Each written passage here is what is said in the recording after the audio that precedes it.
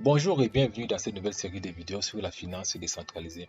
Alors, plutôt que faire une longue vidéo de 2 heures de temps qui n'aurait déjà pas suffi pour parler de la finance décentralisée dans son ensemble et entrer dans les détails, nous avons décidé de faire une série de 4 à 5 vidéos, voire peut-être même 6, pour vous parler plus en détail de la finance décentralisée. Alors, nous allons au cours de cette série de vidéos définir en entrant en profondeur ce que c'est que la finance décentralisée. Nous allons vous présenter ses avantages mais également ses limites. Nous allons présenter quelques domaines d'application de la finance décentralisée et également les applications qui utilisent de nos jours la finance décentralisée. Alors si tu n'es pas encore abonné à cette chaîne, n'oublie pas de t'abonner, surtout active la cloche de notification pour ne rien rater de nos prochaines vidéos.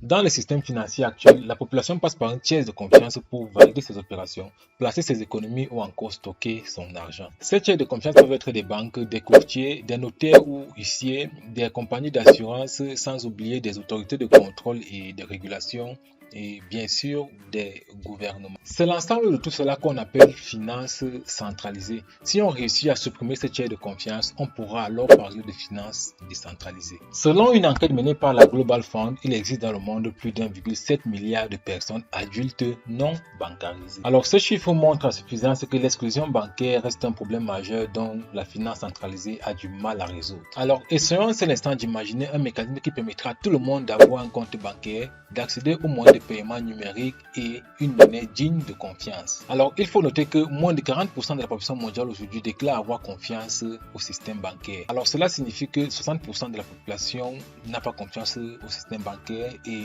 à la finance centralisée en général. Alors, imaginons actuellement un univers bancaire qui n'imposerait pas de tiers de confiance dont le rôle et le fonctionnement a tendance à nous échapper parfois. Alors, ça va faire beaucoup d'imagination, mais imaginons en définitive un système où la transparence et la traçabilité seraient un rempart contre les détournements de fonds, les magouilles et la corruption. Alors, et si je vous disais qu'un tel système existe déjà de nos jours et que ce système est même combattu par les institutions financières actuelles, car si ce système prenait de l'ampleur, ces institutions pourraient se voir disparaître. Alors, ce système, comme vous l'aurez deviné, c'est la finance décentralisée ou encore DeFi pour l'anglais Decentralized Finance, qui est un écosystème de services financiers sans intermédiaire basé sur la blockchain où les échanges sont cadrés par des contrats numériques intelligents ou encore des smart contrats conçus par des applications spécifiques qui sont des applications décentralisées ou encore des DApps pour Decentralized Application. Alors, ça sera tout pour cette courte vidéo introductive à la finance décentralisée et rendez-vous dans la prochaine vidéo où nous allons présenter les avantages et